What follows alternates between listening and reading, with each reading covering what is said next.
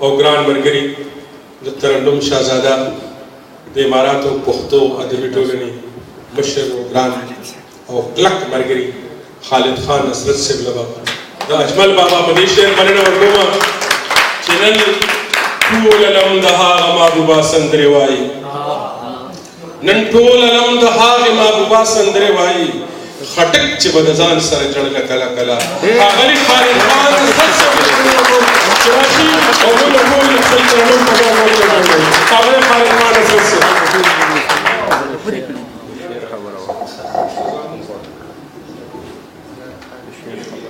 ځان له خپله مو علاج د زړه غمجن کړی دی ځان له خپله مو علاج د زړه غمجن کړی دی مونږ د ستورو په رڼا باندې دیدن کړی دی ما ته د سرو لمبو په منځ کې دي خاندلي جانان ما ته د سرو لمبو په منځ کې دي خاندلي جانان دا یو احسان یې همیشه په خپل مین کړی دی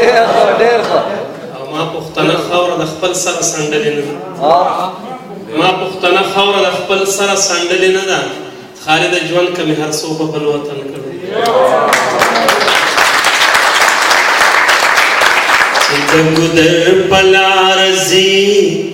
بنګړو لشرنګ ورکي بنګړو لشرنګ خپل لیوني لاما زیګر نشه د بنګ ورکړي نشه د بنګ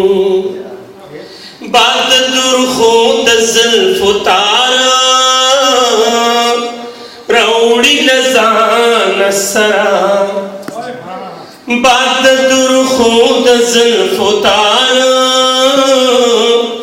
راوړي له ځانه سره د غره لمن کې ادم خان رباب لټنګ ورکړي باد درخو د زلفو تار راوړي له ځانه سره د غره لمن کې ادم خان رباب لټنګ ورکړي رباب لټنګ د مینې خپلې پرزونې خپلې برخې د مینې خپلې پرزونې خپلې برخې چاله جړا چاله د سترګو جنګ ورکړي د سترګو جنګ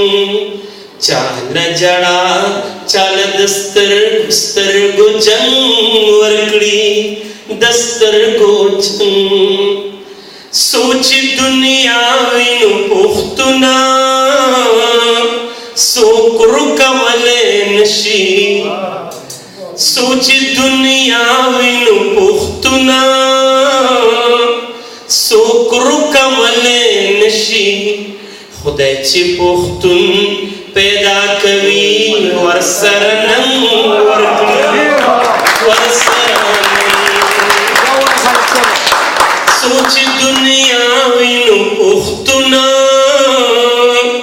څوک رکولی نشي خدای چې پختون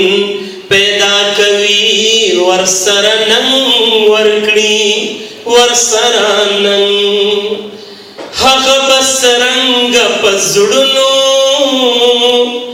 باندې راج نه کوي هغه به څرنګه په زړونو باندې راج نه کوي چې اننګولا د خالد د وینې رنګ ورکړي د وینې رنګ چې اننګولا د خالد د وینې رنګ ورکړي